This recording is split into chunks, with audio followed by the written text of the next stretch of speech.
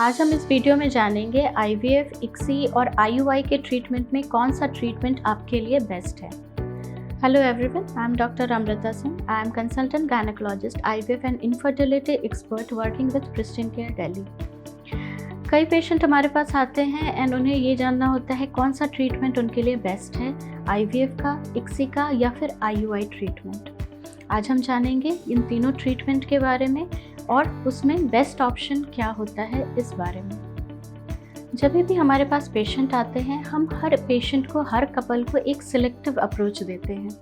उनके लिए कौन सा ट्रीटमेंट सही होगा ये बेस्ट उनके डॉक्टर ही बता पाते हैं। आईयूआई का ट्रीटमेंट तब हम देते हैं जहाँ पे माइल्ड फैक्टर इनफर्टिलिटी हो, यानी कि मेल फैक्टर में थोड़े से पैरामीटर्स ऊपर नीचे, थोड़े से पैरामीटर्स की कमी है, उन केसेस में आईयूआई की ट्रीटमेंट देते हैं। या फीमेल फैक्टर्स, एग्स नहीं बन रहे हैं, एग्स तो हैं, पॉलिसिस्टिक ओवरीज हैं, उन सारे केसेस में, या फिर मोस्ट इम्पॉर्टेंट अनएक्सप्लेन्ड इनफर्टिलिटी के केसेस में हम ट्रीटमेंट आईयूआई का प्रेफर करते हैं।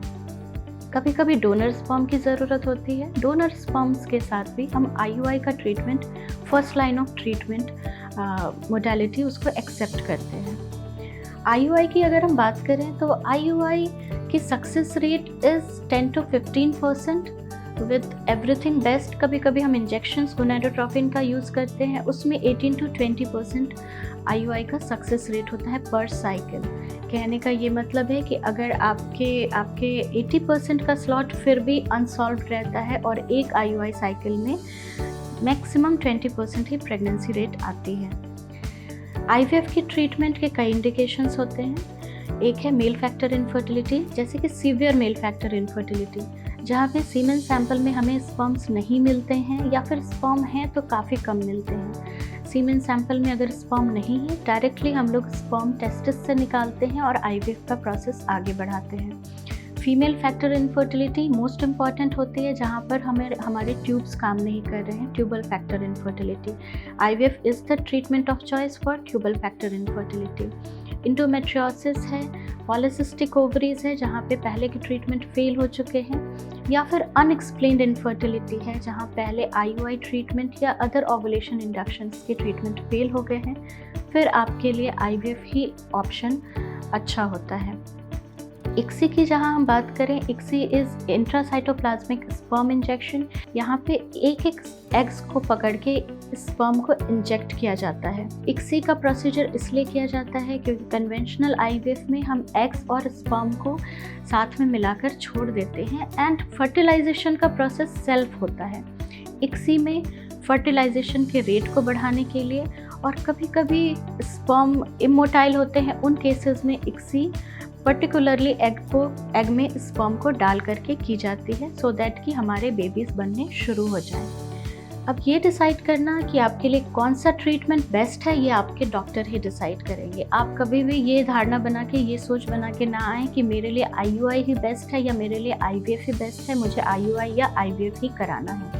आपके लिए जो बेस्ट डिसीजन होगा वो आपके डॉक्टर्स कई तरह के क्राइटेरियाज़ को टैली करके करते हैं, जहाँ पेशेंट फैक्टर होता है। कभी कभी पेशेंट की एज ज़्यादा होती है, बट वो ये कहते हैं 35 के ऊपर एज होती है फीमेल की, फिर भी ये कहते हैं कि नहीं, हमें आईयूआई ही कराना है। ऐसे केसेस में आईयूआई का फेलियर रेट ज़्यादा हो जाता है। यंग कपल्स हैं, ट्यूबल फैक्टर इनफर्टिलिटी है, ट्यूब्स उनके ओपन नहीं हैं, वो अगर कहें कि मुझे आईवीएफ कराना है, ये डिसीजन, ये ट्रीटमेंट उनके लिए नहीं बना है, डिस्पाइट ऑफ द फैक्ट कि उनका उम्र बहुत कम है। एक बहुत कॉमन क्वेश्चन होता है कि हमारे लिए आईवीएफ का सही एज क्या है। तो आईवीएफ का कोई सही एज नहीं होता। ऐसा नहीं होता कि हम यंग कपल्स में बहुत कम उम्र में आईवीएफ नहीं करते हैं या फिर बहुत ज़्यादा उम्र में आईवीएफ नहीं करते हैं। आईवीएफ करना ना करना, आईयूआई करना ना करना, ये पेशेंट सिलेक्शन क्राइटेरिया पे डिपेंड करता है। आपके इन्वेस्टिगेशंस में क्या प्रॉब्लम आई है और आपके लिए क्या बेस्ट ट्रीटमेंट अवेलेबल हो सकता है जो आपको अच्छा सक्सेस रेट दे, वही ट्रीटमेंट आपको अवेल करना चाहिए। तो मेरी सलाह ये है कि जब भी आप ट्रीटमेंट के लिए जाएं, आप डॉक्टर की सलाह को मानें और उनके अकॉर्डिंग जो भी ट्रीटमेंट सही आपको एडवाइस की गई है, आप उस ट्रीटमेंट को फॉलो करें। क्योंकि आईवीएफ हो या आईयूआई हो, कोई भी ट्रीटमेंट मोडालिटी हमेशा टाइम बाउंड होती है। अगर आपकी एज ज़्यादा है तो आपको जल्दी ट्रीटमेंट अवेल करना चाहिए, जल्दी ट्रीटमेंट की तरफ बढ़ना चाहिए। अगर आपकी फेलियर्स IUI में ज़्यादा हो गए तो आपको IVF की तरफ तुरंत बढ़ना चाहिए और आपको वक्त ज़ाया न करते हुए ट्रीटमेंट फैसिलिटी को अवेल करना चाहिए। अगर आपको इस टॉपिक के बारे में कुछ और जानना हो या आपके कुछ क्वेश्चंस हो तो कमेंट सेक्शन में ज़रूर लिखें। Thank you. Book your appointment on pristinecare.com. Pristine Care.